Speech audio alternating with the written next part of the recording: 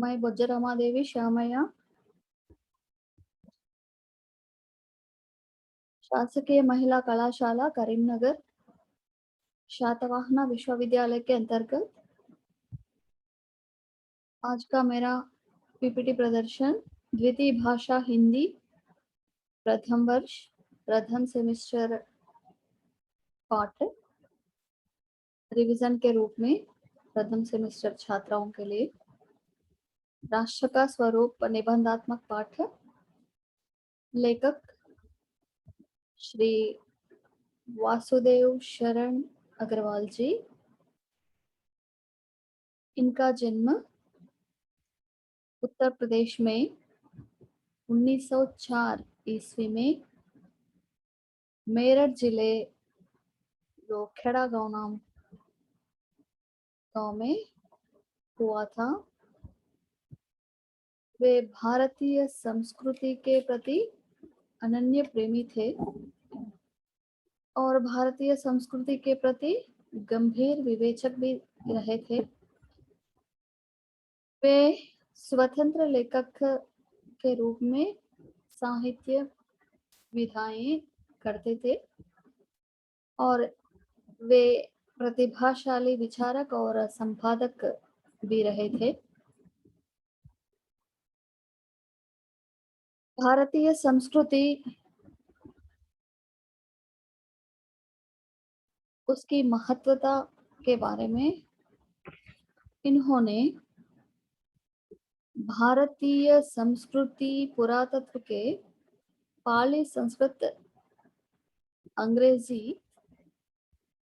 आदि भाषाओं के जो गहन अध्ययन किए थे। इनको पाणिनि कालीन भारतवर्ष के बारे में शोध कार्य करने के लिए पीएचडी भी प्राप्त हुई थी। इनका निधन 1968 में हुआ था। राष्ट्र का स्वरूप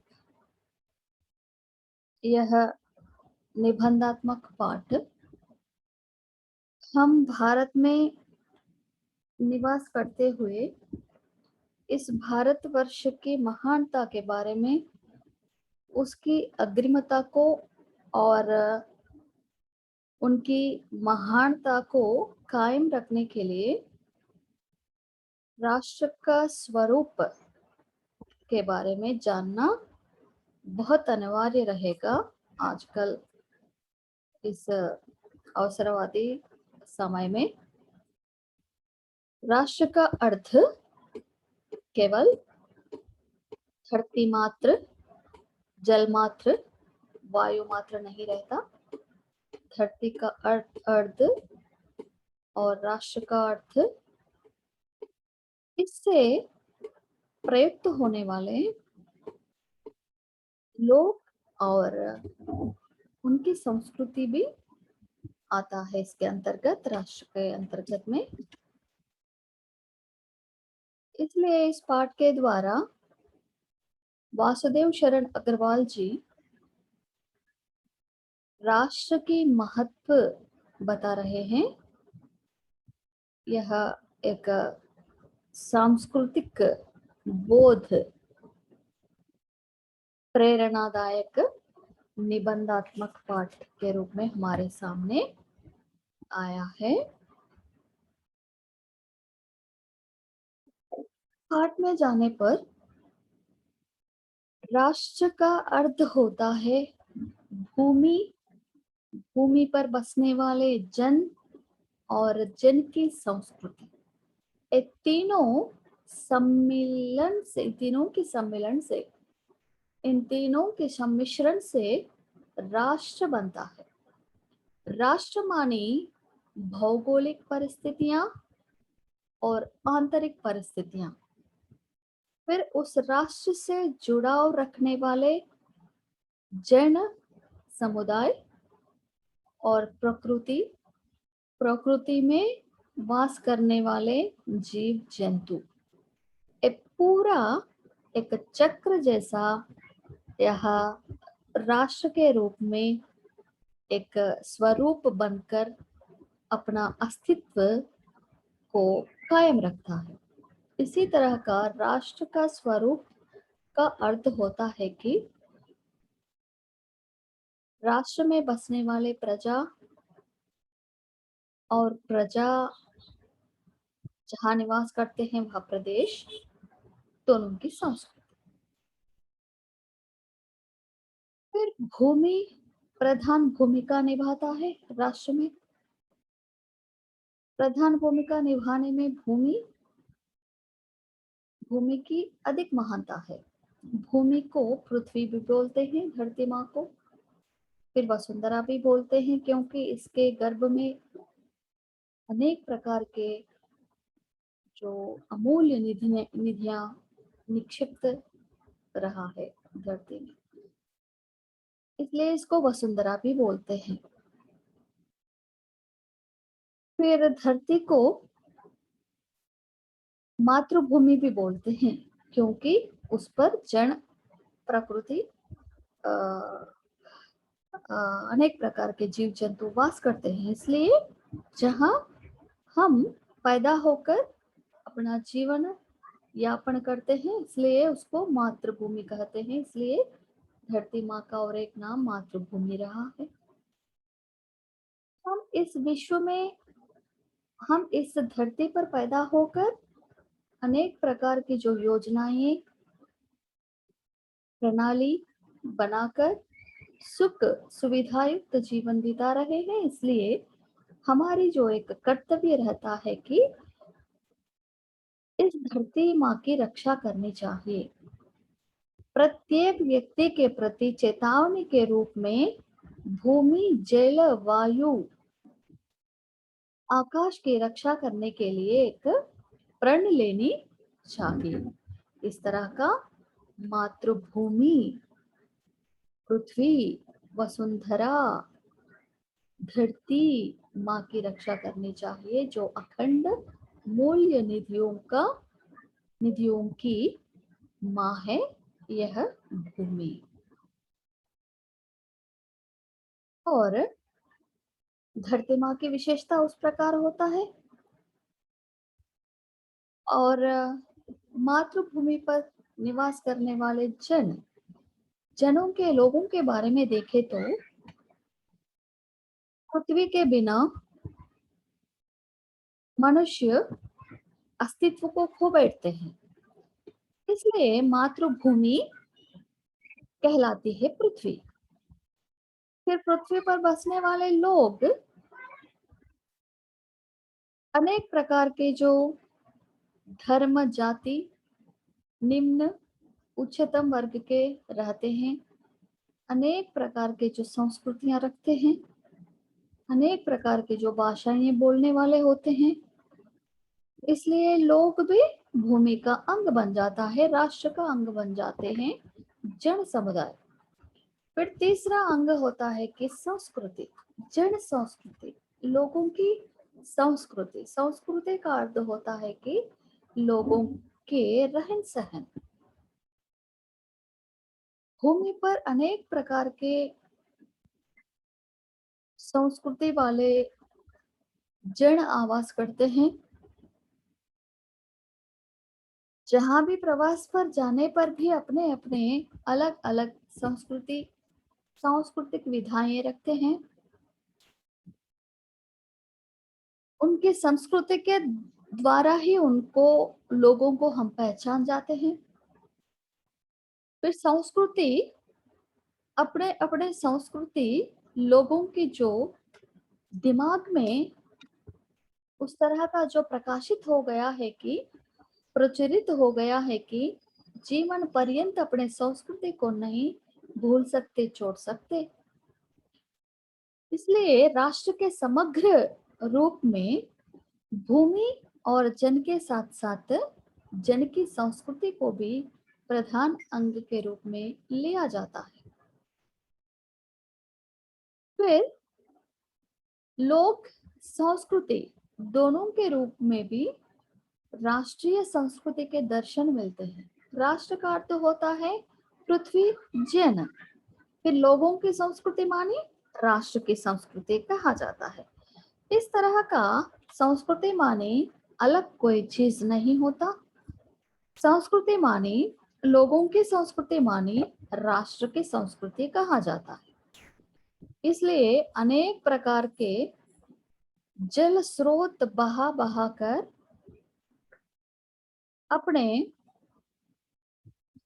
गम्य स्थान पर सम्मिलित हो जाते हैं। उसी तरह का राष्ट्र में रहने वाले अनेक प्रकार के संस्कृतियों के लोग आपस में मिलजुल कर रहते हुए भारतीय संस्कृति बन गया है। जैसे कि अनेक प्रकार की नदियां जाकर समुद्र में सम्मिलित हो जाती हैं, उसी तरह का जितना जितना भी संस्कृतियां रहने पर भी एक ही संस्कृति कहा जाता है, वही सुदृढ़ भारतीय संस्कृति।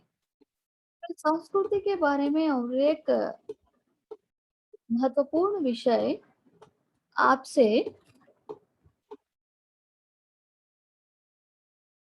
आ, बोलना चाहती हूँ कि संस्कृति का अर्थ होता है किसी एक धर्म की नहीं होता। संस्कृति की अर्थ होता है कि प्रत्येक धर्म को महत्व नहीं देता है। संस्कृति का माने संस्कृति मतलब लोग अलग अलग विधाओं से अपने अपने संस्कृतियों को मानते हुए, त्योहारों को मानते हुए, संप्रदायों को मानते हुए अपने जीवन यापन करते हैं। अपने अपने संस्कृतियों को कायम स्थिर दृढ़ रखते हैं स्थिर रूप में। उसी तरह का मगर राष्ट्र के रूप में आने पर अलग अलग संस्कृति वाले मिलकर भारतीय संस्कृति बन जाती है। उसी तरह का जो संस्कृति मानी प्रदेश मानी एक ही है, धरती, लोग माने मनुष्य, एक ही जाति, मनुष्य जाति। मतलब इधर संस्कृति के आने पर संस्कृतियां अलग अलग रहते हैं, मगर अलग अलग रहने पर भी आपस में जाकर एक ही संस्कृति बन जाता है, भारतीय संस्कृति। भारतीय संस्कृति में हिंदू, मुसलमान, सिख, ईसाई, जोरास्ट्रियन, बौद्ध, जैन और फारसी आदि संस्कृतियों का संगम होता है। आजकल बर्मा बाजार, China China city, Burma city और क्या बोलते हैं नेपाल सिटी, इस तरह का अफ्रीकन सिटी, इस तरह का हमारे भारत देश में भी जो विदेशी लोग आ जाकर बस जाते हैं, उन लोगों के आवास प्रदेश को अपने देश के नाम से एक चिन्ह रखकर आपस में मिलजुल कर जी रहे हैं। कुछ ही नष्ट नहीं होता। उस तरह का सम्मिलित जीवन यापन करने से अच्छा सब मिलकर अपने अपने संस्कृतियों को आपस में बांटते हुए इस जीवन गमन को सार्थक बनाते हैं। इसी तरह का हमारा बहुत मूल्यवान संस्कृति है भारतीय संस्कृति। इस तरह का भिन्नता में एकता संस्कृतियों में और किसी पाश्चात्य देशों में नहीं दिखाया जाता है। फिर और संस्कृति के अंतर्गत लोगों के त्योहार, विश्वास, धर्म, उनकी भाषाएं और रीति रिवाज, रहन सहन, पहनना, एक पूरा उसके अंतर्गत आता है। और एक मुख्य अंग रहा है कि संस्कृति में साहित्य, कला, नृत्य, गीत, ये पूरा लोगों के आमोद प्रमोद के लिए, उन लोगों को जो दिन भर के परिश्रम करने के बाद सांत्वना के रूप में मनोल्लास के लिए इस तरह का कुछ लोग साहित्य पढ़ते हैं, लिखते हैं, कविताएं, गद्य लेखन, कहानियां और अनेक प्रकार के कलाएं रहते हैं किस तरह का कि चित्र लेखन और गाना गाना, कविताएं और क्या है चलनचित्र बनाना और अनेक प्रकार के नक्काशियों की जो वस्तुएं बनाना, लोगों से वस्तुएं बनाना, लकड़ी से वस्तुएं बनाना, अनेक प्रकार की जो कारीगर कलाएं और नृत्य भी, अनेक प्रकार के भारतीय नृत्यों को भी सीखना, भारतीय संगीत, गीत गीत और गेय, ये सब आमोद प्रमोद के लिए संस्कृति के अंतर्गत आते हैं। इस तरह का बहुत आनंद प्रदायी संस्कृति को एक ही संस्कृति मानकर दूसरे संस्कृतियों के प्रति द्वेष भाव न रखते हुए अपने अपने संस्कृतियों की रक्षा करनी चाहिए। इस तरह का करने पर सब लोग आनंद से आपस में मिलजुल कर जीवन यापन कर सकते हैं। यहाँ देखें तो राष्ट्र संवर्धन का स्वाभाविक प्रकार है जहाँ अतीत वर्तमान के लिए भार रूप नहीं है, जहाँ भूत वर्तमान को जकड़ रखना नहीं चाहता, वरन अपने वरदान से पुष्ट करके उसे आगे बढ़ाना चाहता है, उस राष्ट्र का हम स्वागत करते हैं। हम सब में यही एक नारा होनी चाहिए है कि हम आगे बढ़ना चाहता है तो सभी संस्कृतियों को सम्मिलित करते हुए आगे बढ़ो। अपने अपने संस्कृति धर्म को रक्षा करते हुए, मानते हुए दूसरों की संस्कृतियों को भी आदर करो। फिर अतीत और वर्तमान को देखकर जो नवीनतम में हम किस तरह का उन्नति पाते हुए और किस तरह का जो अपने आप को अनेक प्रकार के जो क्रांतिजनक विषयों को लेकर हमारी संस्कृति को और भी बड़प्पन देने के लिए योगदान करनी चाहिए, वही हमारा वरदान होती है। इस तरह का एक ही विषय को, प्राचीनतम विषय को जकड़कर पकड़कर नहीं रहनी चाहिए। फिर नए नए सोच विचारधाराओं को भी संस्कृति में सम्मिलित करते हुए नई संस्कृति को भी, नई संस्कृति धाराओं को भी सुमधुर मधुर रूप से उस पर हमारी भारतीय संस्कृति में सम्मिलित करनी चाहिए। उस तरह का लेश मात्र भी द्वेष भाव नहीं रहने वाले संस्कृति को हम हमेशा स्वागत करनी चाहिए।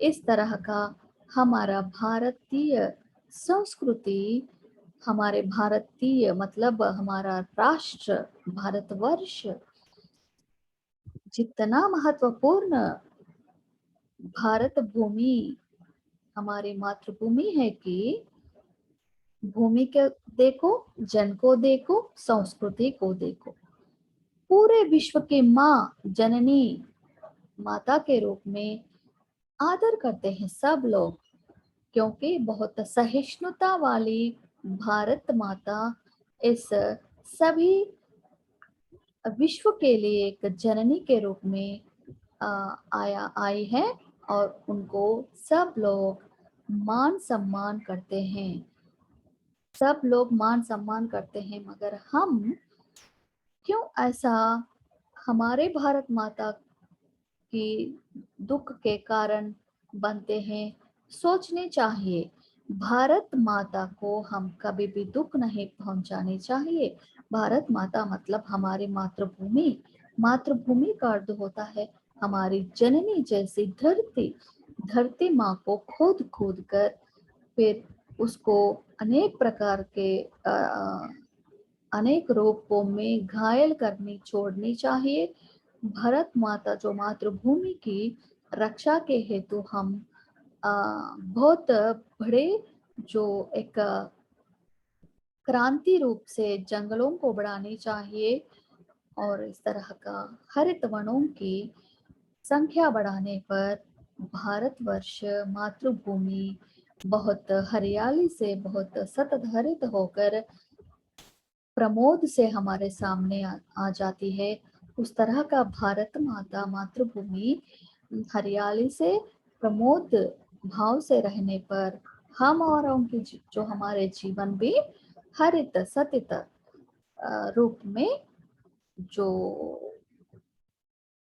हरितोल्लास से प्रदूषण रहित भूमि कहा जा सकता है। इसलिए पानी के स्रोतों के लिए और अनेक प्रकार के जो खनिज पदार्थों की खुदाई के लिए भारत जो हमारी धरती माँ तक दुख नहीं पहुंचाने चाहिए। हद रख के हम भारत माता की जो निधियों को सक्रिय रूप से विनिमय करनी चाहिए। इससे ही सब लोगों की भलाई रहती है। इस तरह का जो हम सुरक्षित रहेंगे और हमारी धरती माँ के सुरक्षित के बारे में भी सोचेंगे और प्रचार भी करेंगे। जय हिंद, सुरक्षित रहो।